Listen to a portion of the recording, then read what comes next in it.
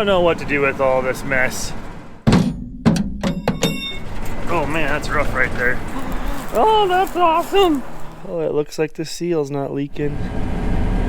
It's just like a movie theater. See here, listen to all the explosions going off underneath the combine.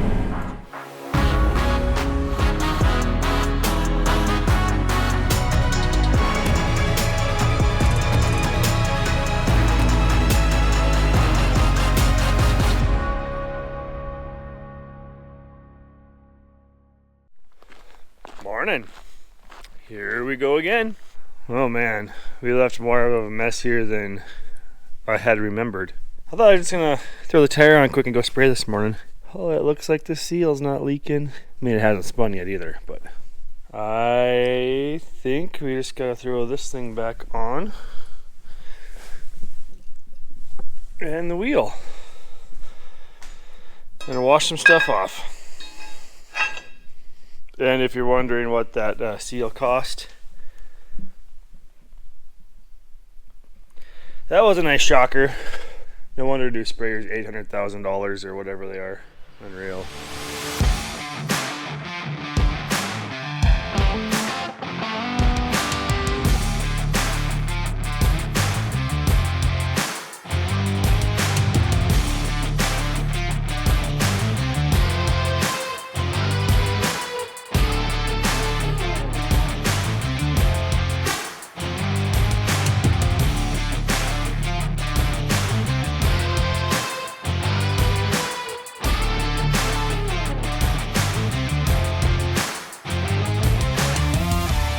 Well, I got a load sprayed out this morning. Come check our handiwork. See how we did on our seal repair.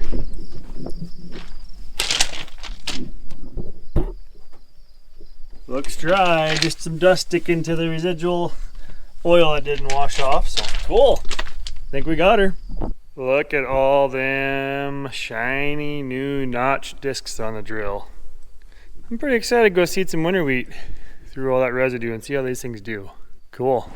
You know it's gonna be a good day when you've got cheesesteaks, apples, and popcorn.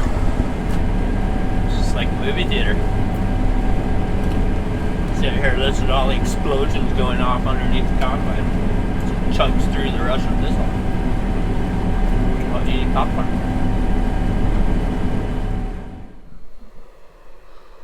I just thought we'd do a little size comparison here.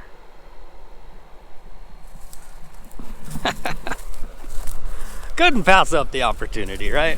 Let's see what we've got here. So it's definitely a rigid header. Probably get, you could get a few more acres out of those sickle sections. Wool reels. About seen her better days. Let's see here. 1, 2, 3, 4. 4 steps versus 1, 2, 3, 4, 5, 6, 7, 8, 9, 10, 11, 12, 13, 14, 15, 16. Oh, that's awesome. And just think, that guy was the pride of the fleet one day. Check it out. MM. Oh, tire's only flat on the bottom. Look at that spreader. Oh, still got crop in there. Nope, that's raccoon poop. Yeah, oil up the chain, she'll run. Neato Frito. Man, just imagine yanking that thing around. That's crazy. Let's see if I hopefully don't kill myself here. Oh, that board's good and solid. Yep. Barely read it. Minneapolis, Moline. Oh, that's your rain trap down there. See, that way you don't hold water. Clean grain elevator. Ah, you probably better grease that bearing. Feeder house. Jeez. Guards got a little bigger in the days too, didn't they? Oh, maybe that's what we need to do. We need to change the spark plugs in our combines. Well, there you have it. Now, if you think about it, this thing's almost out of date. Imagine how many rivets have been hammered in just to change sickle sections on that thing versus 10mm socket on these things. So I would guess that was, that's 4 steps. I'm guessing I was doing about 3 feet a step. So yeah, let's say that was probably a 12-foot header versus we're running 50s now and they make a 60. Yeah, just the whole advancements, you know, size-wise, technology-wise, and everything. But at some point in time, that thing was the cat's meow. That thing was awesome. And kind of cool to see that kind of stuff. I don't know if you can see much of this. Anyway, we're going to do a quick calibration on my yield. Advanced crop type is Durham grower. Fast ag, guess 30. Calibration task. It shows that I had 15,940 and that we had 40 pounds in the cart, so we'll say it is 14,860. Enter. I'm 7.3% off. Cal task? Why yes. Back. Run screens. Main screen. Back to work. Well, we will see you next year, Mini Mo. Have a good winter. If you only knew how much fun we're all having grinding through the green. It's not really been a joy. I would not be surprised if I saw my low engine alarm, or low engine speed alarm go off 25 times today. It's been awesome. And now I'm having more issues with the unload auger. Swing out. It's actually stayed out. No, swung out. Nice. I like that. Better than the free flow back thing. Now it doesn't want to go back. Yeah, takes forever to get it to go all the way back. But possible rain in the forecast. Dealing with it for today. Got some clouds rolling in over to our west. So we will, maybe in the morning, take it apart. It's got to be a chunk of something floating around in that valve block. Yeah. So hopefully we can pull that apart, find it, get it cleared out. It's got to be blocking an orifice of some kind in there. I think there's like 4 different floating orifices in that block. So yeah, maybe tomorrow in the morning, I'm guessing it'll be tough. We'll rip that thing apart. See if we can't fix it. It's annoying. Morning. Somehow I dumped the truck multiple times and ran the grain cart yesterday. I didn't film any of it. I'll do better today. Do better, Tony. Do better.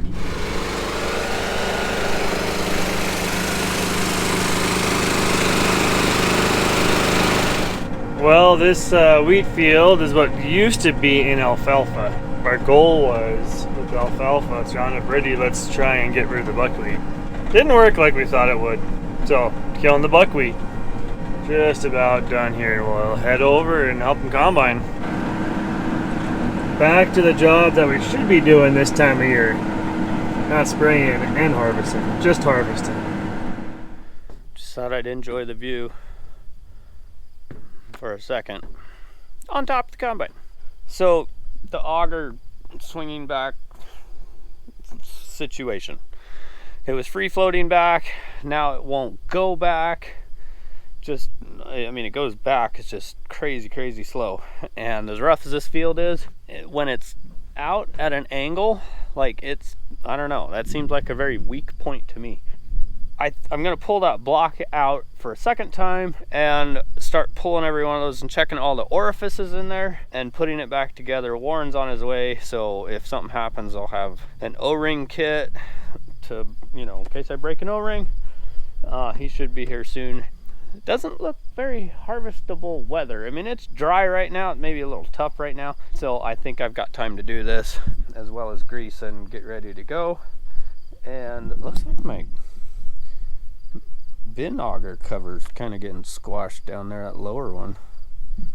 I gotta quit looking at stuff. So anyway, I'm gonna jump down here. I've already got the access panel off. Came back up here to get a coat because there's a bolt down in there that you have to lay on, and it really kind of digs into you just below your shoulder blade. So ask me how I know. It's nice when you've done it before because then you know what you need for tools. And you don't have to carry the whole toolbox up. But anyway, I hop down in there and see what I can do. That bolt, yeah, that guy. That's the one that ends up in your shoulder blade half the time. So throw your coat down over top of it and it gives it a little bit of cushion. That's the valve blocking question. Just got it kind of cleaned up. Just dust, probably from all the oil that was on it before. You know, so all the dirt stuck to that. So I have to take off these two hoses, and these two steel lines, and then I can take off these two bolts to hold the block in, and that electrical line, and then I can pull it out of here and take it apart. The problem is these two have continuous flow to them, so I got to be quick, or I got to find a way that there's nowhere a way to plug them off, or I would do that. So anyway, we'll pull those apart, do what we can while, you know, without taking those lines off. But I gotta get, this is I believe where I need to check an orifice. Okay, so I now have everything loose, including the mount bolts. So I should be able to whiz it off by hand, and then I'm actually gonna take it completely out because there's little dusties flying around in here. And I don't want little dusties in there.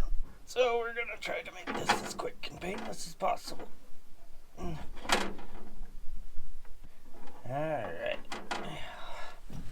For the last two, these last two are the ones that leak the worst. I'm saving them for last for a reason.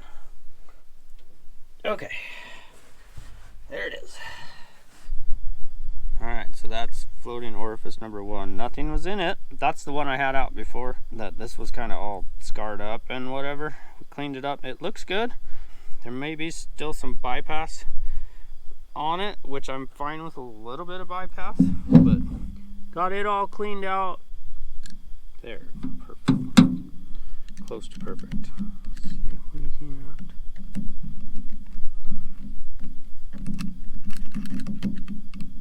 We'll get it. Kind of crooked right now, but it's close. Alright, second place I want to check is under the electric actuator. The reason I checked that other one first is that was where we originally had problems, so I wanted to go start there. Let's see. So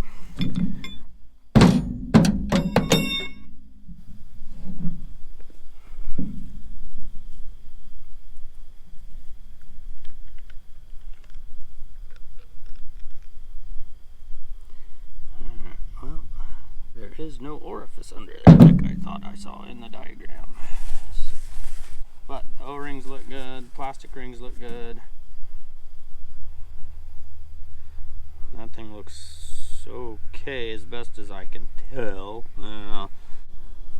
Third option is this doohickey, which is just like the one on the other side. O-rings look good. No orifice in there either, but we're gonna get it cleaned out. I swear that diagram said that there was 4 O-rings. We'll see. Alright, well this is interesting. So I pulled this one out, nothing. Pulled this one out. There's a tiny little spring stuck in there. So I've got to fish it out without dropping it in any of the holes.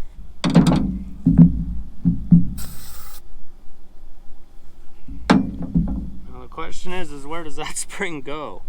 One can only assume that it goes in here because there was really no other place for it to go. So I don't know. But Warren's here, I'm gonna run it by him real quick and see what he thinks of a spring that's in 2 pieces. Yay.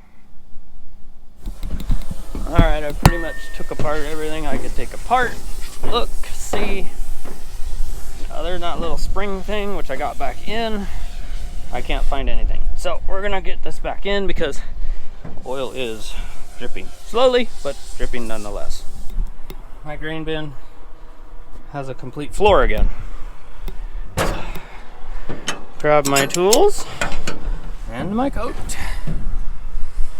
Get out of here. Alright, combine's fired up. Just letting the monitor boot up. And we'll see if it either fixed itself overnight or I fixed it. One of the two. Both are very viable options.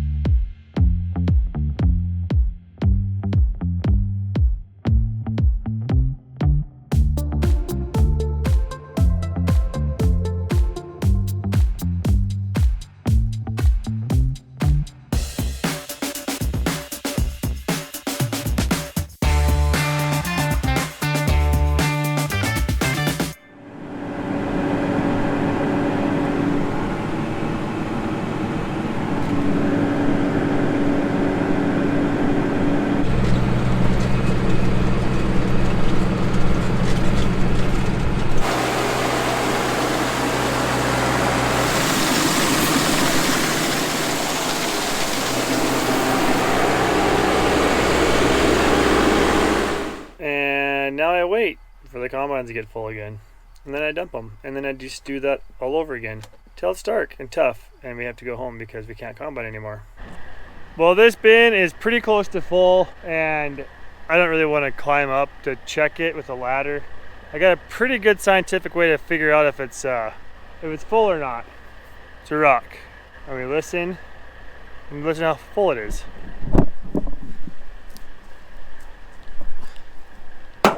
Oh yeah, plenty of room. Full ring left, at least.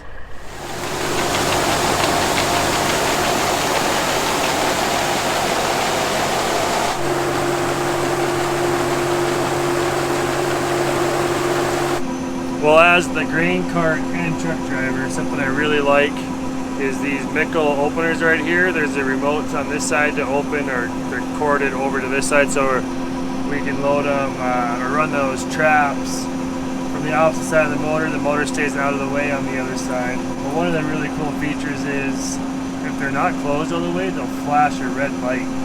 There's LED indicator lights on there. And that is really slick when you drive the grain cart. You can pull up and just look down quick. Yep, no flashing light on the cart, we're good. I got a few other things I like about those Mickle openers too. They're a little more range than our Smart 2 openers, our Shirkos. I'm happy with them. Let's just put it that way. That little indicator light though for the grain cart, that's a pretty awesome feature. I do like the camera on the spout. That's pretty handy too. If you're wondering how close your cart is to your truck when you pull away, tip that spout into wherever and it works pretty good for that, I found out. Well, it's quitting time. Getting a little tough out and kind of running through some nasty hills right now where we're at in the field, so better do that in the daylight. Morning! Have I guys told you yet that I found my sunglasses? Found them.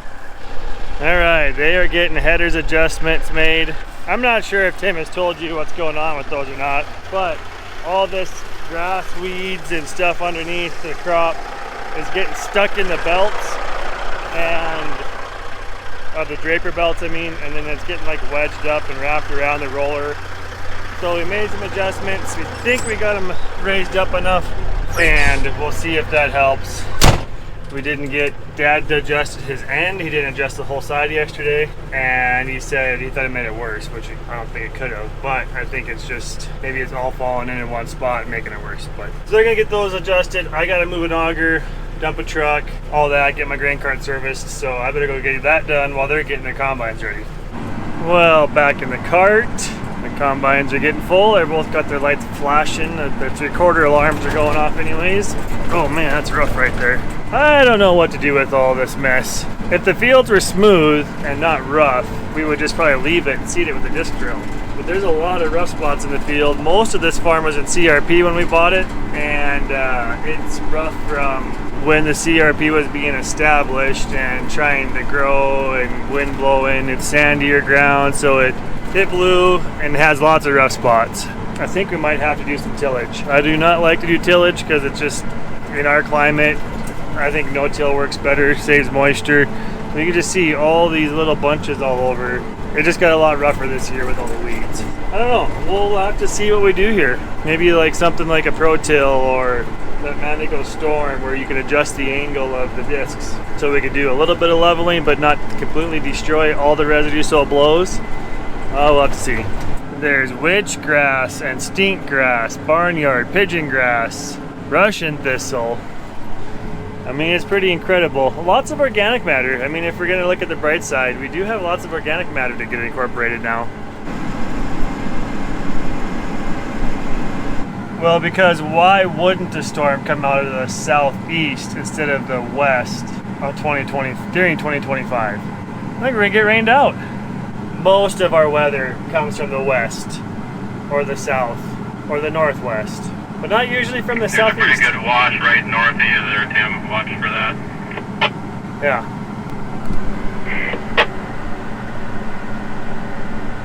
Few raindrops. That's where the storm was coming from. Most of it went east of us and going north the way it looks. So this is all we get is a couple drops. I think we'll be all right. We might finish down here. Less than 200 acres left. We might get this done tonight. Well, it turned into just enough to shut us down. Guess we gotta get home early today. Everything just kind of quit getting dusty and sticky, and the moisture went up. So Dad already unloaded. Tim's coming to dump what he's got, and then we're heading home for the weekend. Well, trucks are dumped. Well, truck is dumped. We're parked for the weekend. Farm hard, pray harder. We'll see you next videos.